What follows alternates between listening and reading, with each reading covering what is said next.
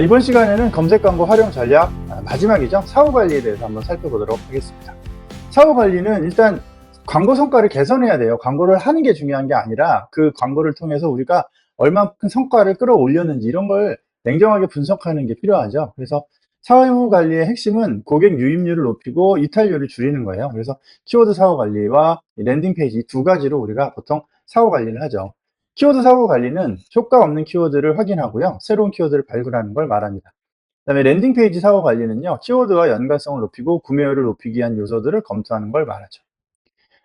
키워드 사후 관리를 할 때 우리가 CTR하고 CVR 두 가지를 가지고 어, 고려를 합니다. 먼저 CTR 클릭률이죠. 클릭률이 높은가? 그다음에 CVR 전환율이 높은가? 자, 클릭률도 높고 전환율도 높으면 금상첨화입니다. 그래서 아주 매력적이라고 할 수 있어요. 근데 클릭률은 높은데 전환율이 낮아요. 그러면 랜딩 페이지에 조금 문제가 있지 않나 보는 거고요.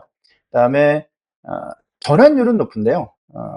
클릭률이 낮아요. 그러면 요건 소재가 조금 문제가 있지 않나 이렇게 보고요. 두 가지가 다 안 좋다 그러면 랜딩 페이지도 문제고 소재도 문제고 키워드도 문제고 이렇게 볼 수 있는 거죠. 그래서 CTR하고 CVR 모두 높은 매력적인 경우에는 키워드 광고에 대한 클릭률이 높고 방문자들이 전환도 잘하는 거죠. 그래서 아주 연관성이 높은 행복한 케이스예요. 효율이 높은 경우이기 때문에 입찰 순위를 높여서 더 많은 클릭을 유도하면 좋을 것 같고요. 매출의 효과적인 키워드를 바탕으로 연관 키워드, 세부 키워드는 물론 계절성 키워드와 이슈성 키워드도 확장하는 전략을 펼치면 좋겠어요. 자, 그 다음에 CTR은 높은데 CVR은 낮아요. 키워드와 소재는 매력적이라서 클릭률이 높습니다. 근데 들어와서는 전환을 잘 안 해요. 그러면 이제 광고 소재와 랜딩 페이지 간의 연관성이 부족하고 전환이 잘 안 이루어지는 거예요. 키워드와 광고 소재, 랜딩 페이지 다음 항목들을 좀 점검하면 좋은데 키워드에서는 고객의 검색 의도를 파악해서 키워드와 적합한 랜딩 페이지를 만드는 거예요. 그 다음에 광고 소재에서는 광고 소재를 보고 들어왔는데 전환을 안 한 거면 연관성이 낮다고 볼 수 있기 때문에 이걸 높일 필요가 있고요. 랜딩 페이지에서는 좀 메뉴가 복잡하거나 사람들이 그 구매 버튼이나 전환하는 어떤 그걸 못 찾을 수도 있어요. 그리고 뭐 품절이 됐거나 그렇게 일시적으로 바뀔 수 있죠. 제가 이제 어떤 광고를 보고 들어갔는데 간혹 가다가 이제 어떤 광고를 보고 관심 있어서 들어가면 이제 그 뭐 페이지가 안 열리는 경우도 있고 뭐 솔드아웃 그런 거 많죠. 그래서 이제 랜딩 페이지에 조금 좀 그 연관성을 높이시는 것도 필요해요. 그다음에 이제 CTR은 낮고 CVR이 높은 경우에는 광고 소재가 문제인지 키워드 입찰 순위가 낮아서인지 이걸 확인해 보셔야 되겠죠. 그래서 광고의 업종에 적합한 광고 소재를 사용하고 있는지 확인해 보셨으면 좋겠어요. 패션 광고다 그러면 이제 요즘 유행하는 광고 소재나 또 식음료 광고라면 신선함이나 맛 같은 거, 뭐 그런 거, 뭐 흑백 요리사 그런 거죠. 가전제품 광고라면 상세 설명을 강조하는 뭐 이런 광고 소재로 이제 클릭률을 끌어올릴 수 있고요. 타겟 특성에 맞는 광고 소재를 사용하는 것도 좋아요. 남녀별, 연령대별, 지역별로 관심사가 다르기 때문에 반응하는 것도 아무래도 좀 다를 거예요. 남성들은 좀 성능 위주다라고 하면 여성들은 약간 디자인적이고 약간 감성적인 걸 선호하죠. 그다음에 차별점 같은 것도 강조할 필요가 있어요. 기존 제품과 어떻게 다르고 이게 왜 만들어졌으며 누구에게 필요하다 이런 걸 쓰는 게 좋겠죠. 그다음에 확장 소재 같은 것도 연결하시면 좋아요. 썸네일 이미지라든가 이벤트, 할인 혜택 그런 것들을 좀 잘 활용하셔서 광고 소재의 주목도를 높이는 것도 좋은 방법이죠. 자, CTR도 낮고 CVR도 모두 낮아요. 그러면 이제 클릭률 저조하죠. 그 다음에 사람들이 행동도 안 하고요. 그러면 키워드, 광고 소재, 랜딩 페이지 모두 부적합한 그런 상황입니다. 그러면 광고비만 소진하고 일정 기간 성과가 없는 키워드는 일단 순위를 좀 일단 낮출 필요가 있고요.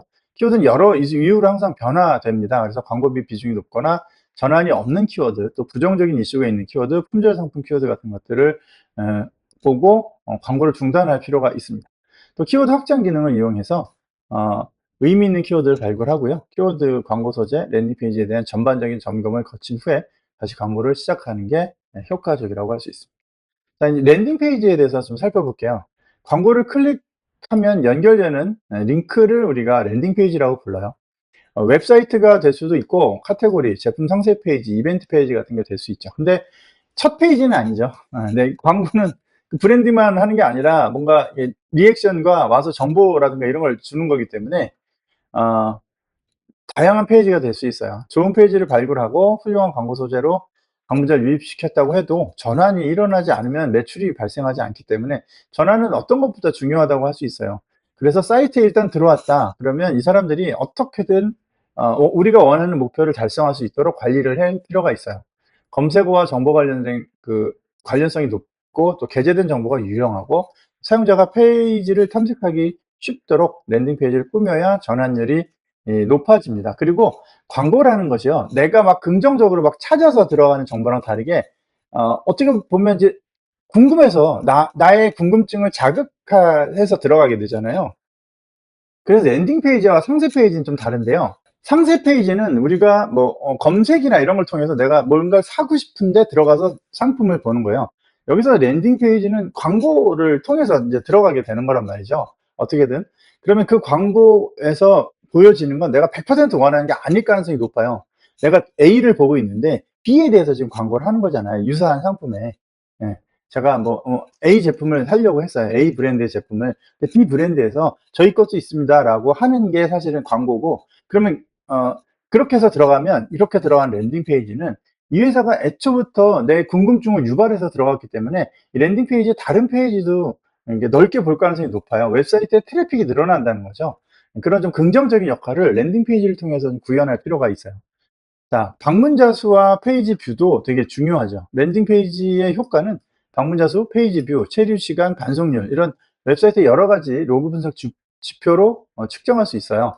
방문자 수와 페이지 뷰를 통해서 사이트가 사용자들에게 매력적인지를 검토할 수 있겠죠. 자, 방문자가 많아요. 근데 페이지 뷰도 높아요. 그러면 그게 광고를 통해서 들어는 왔지만 다른 것도 볼 게 되게 많은 거죠. 이건 컨텐츠가 매력적이라고 볼 수 있어요. 그래서 보통 일반적으로 상세 페이지는요, 스마트 스토어나 우리 쇼핑몰에서 검색을 할 때 들어가면 그 쇼핑몰은 그것만 보고 나가요. 그래서 페이지 뷰가 높지 않습니다. 근데 광고를 통해서 들어가는 건 페이지 뷰가 좀 높아요. 왜? 궁금해서 나를 끌어들였으니까 거기서 이것저것 살펴보려는 심리가 있는 거죠. 자, 그런데 방문자 수가 많아요. 근데 페이지 뷰가 낮아요. 이건 광고를 통해서 신규 방문자 늘었는데 별다른 거 볼 게 없는 거죠. 그러면 이제 콘텐츠나 랜딩 페이지나 이런 걸 좀 점검할 필요가 있어요. 자, 방문자 수는 적은데 페이지 뷰는 높아요. 이건 기존 방문자들이 자주 찾아가는 거예요. 예. 한번 들어온 사람들이 계속 오거나 거기가 어디였더라 북마크를 해서 들어오거나 그런 식으로 일단 자주 들어오는데 광고를 많이 안 하시니까 방문자는 적겠죠. 이건 이제 광고를 하면 제대로 성장할 수 있는 사이트라고 볼 수 있고, 사이트 내에서 별도의 마케팅을 진행하는 것도 좋겠죠. 자, 방문자도 적고요. 페이지 뷰도 적어요. 그러면 광고를 일단 재점검할 필요가 있고, 자, 방문자 수도 적고 페이지 뷰도 적어요. 그러면 광고를 재점검할 필요가 있고요. 컨텐츠의 경쟁력이나 제품의 차별점에 대해서 전면적인 검토가 필요한 그런 시점이라고 볼 수 있겠습니다. 네, 체류 시간과 반송률. 반송이라는 것은 사이트에 접속한 다음에 다른 페이지를 안 보고 그냥 나가는 거죠. 맨 끝으로 나가는 거예요. 네, 이탈해서 방문 품질이 낮은 상황을 말합니다. 방문 품질을 측정하는 데이터로 반송률이라는 게 있는데요. 방문자 대비 반송률의 비율로 확인할 수 있어요. 반송률이 높다 그러면 이제 접속자들이 랜딩 페이지에서 제품을 구매하거나 상담하는 등의 전환으로 이루어질 가능성이 낮다. 그래서 반송률 관리도 굉장히 중요한 이슈가 될 수 있습니다. 자, 그리고 랜딩 페이지 사후 관리에 대해서 한번 살펴보겠습니다. 구성 요소를 보면 일단 키워드가 포함된 랜딩 페이지가 효과적이에요. 광고에 노출되는 TND 문구가 랜딩 페이지에 기재되어 있으면 효과적이고요. 그래서 TND와 랜딩 페이지의 연관성을 높이시는 게 필요합니다.